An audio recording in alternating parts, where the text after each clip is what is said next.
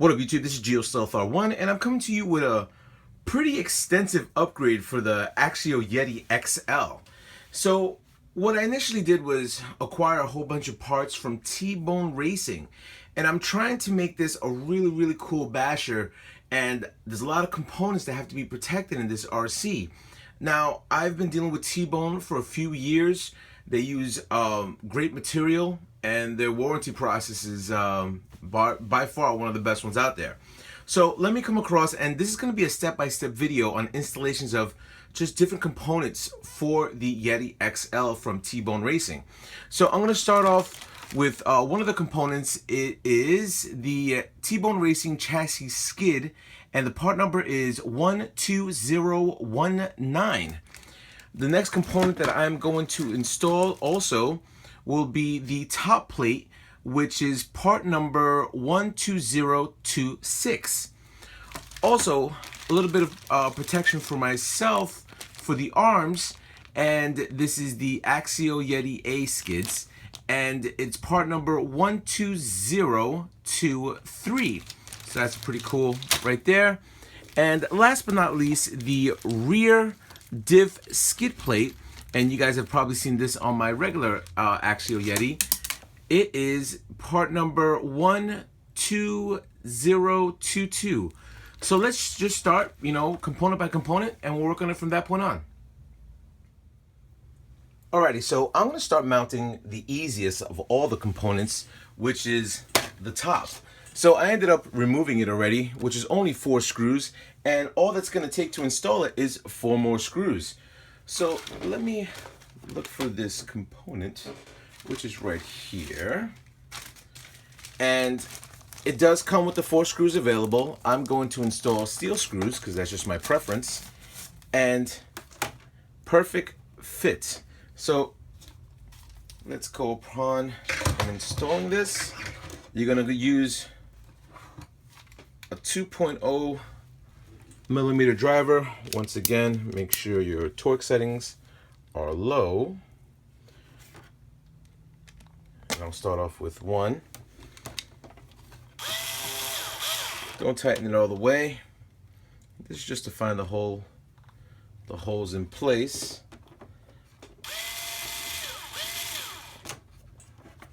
As you can see, here we go. And 2 more.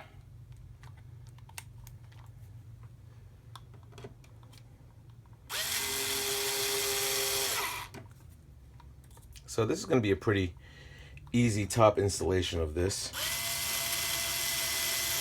Now you can screw them all in. 1. Like I said, don't over torque it.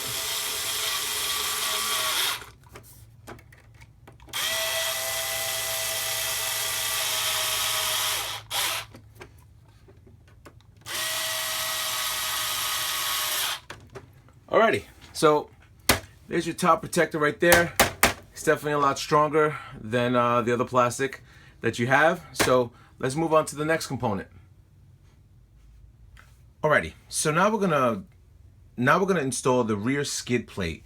This is definitely cool for you to have. This is one of the most important parts because a lot of pretty much everything hits your rear diff. So this is definitely something cool for you to protect your investment, if you're going to be bashing around. So what I'm going to do is install the skid to the mounting bracket, which is only going to be 2 screws. And what I like to do is kind of like guide it in and just make sure that it's set up this way so you guys don't get confused with what you're installing. And here we go. There we go. Something nice and not too tight. Now let me install this.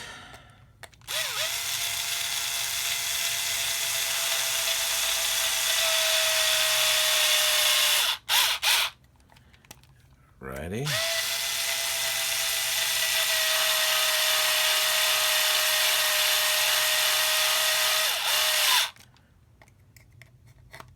A little bit more. There we go. So it should look something like this. Now I have to install those 4 screws into the rear diff. And like I said, I like to put my screws in first, just to have it right there, available for it. And then I have the spacers, which go right here as well.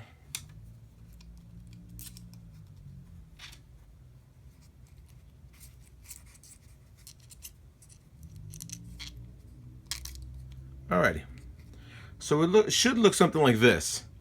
Once it goes underneath, it should line up easily, and just screw it by hand, just so it guides through the thread, so you don't have too much moving around, and just drill it in.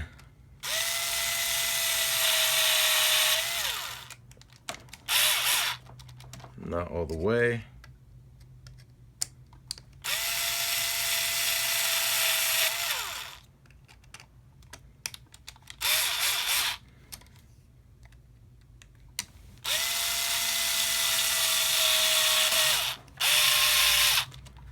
All right, one more.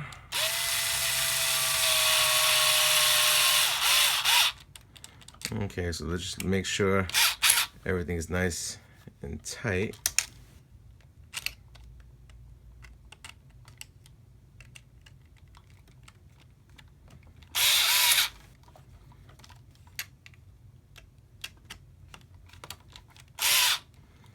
And there we go. So there goes the rear diff skid plate. Alrighty, so now installation of the chassis skid will be done. It comes in a whole bunch of screws right here, and also I have these 2 mounting brackets, well, more like spacers, and also it does come with the plate itself. So it should look something like this. So let's come across and start removing.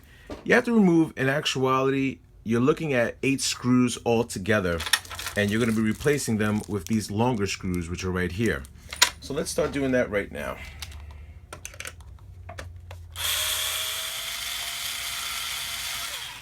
Alrighty, so all 4 screws have been removed. So like I told you before, what I like to do is install all the screws into the plate itself. And once you're done with that, you should be able to find everything. But like I said to you, there are kind of these spacer blocks. So when you're looking at it, just note that there's a little notch right here. If you look at that a little bit closer, and it should line up to there. So when you do flip this over, look for that notch, line that up, and just throw your screws in there. There goes 1. There goes 2. There goes 3. And there goes 4. And do the same thing on the other side. Make sure it does line up with it as well. So we're going to come across, line you up. You just find one hole, and it should be relatively easy with all the rest.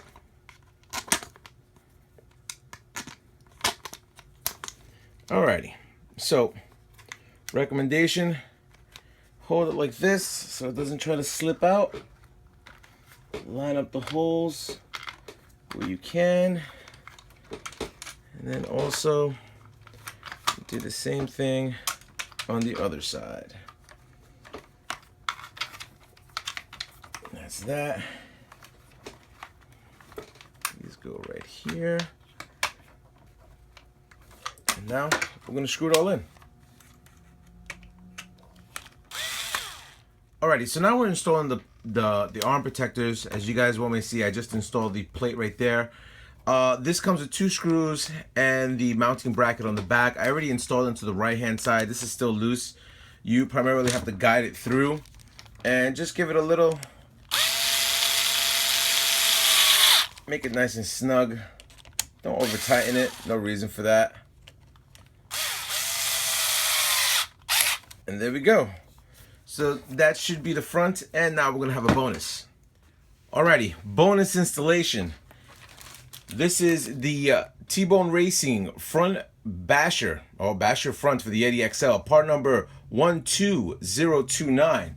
And if you're looking at all the components, this is primarily what you're going to get. I got the red one, which is pretty cool. It should match the RC really nicely. I'm not going to come across and undo all the screws, but I'll go into different steps of when I install it for you guys to have a little bit more knowledgeability on that.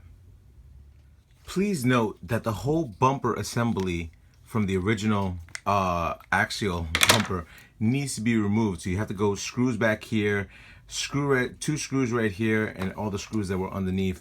So now it's totally removed, and now the installation of the T-Bone bumper will commence. Alrighty, so I assembled both pieces. Now you're gonna have to assemble them both separately. Now here is the front bumper, which is gonna be assembled with 4 screws, which are right here, and here are the nuts that go on the other end. And the other component is going to be, this is the other part of the bumper. Make sure that this mounts correctly over here, because you're gonna have to take out 2 screws. I'm gonna assemble that right now. We're gonna get things going. Alrighty, so now we're at the final steps of the already completed bumper set.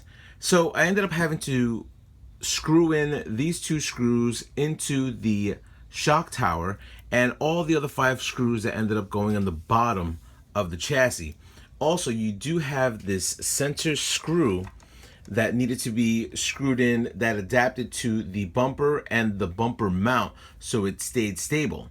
So that's where we're at with this upgrade, and I'll pretty much give you a final video of what the RC fully looks like.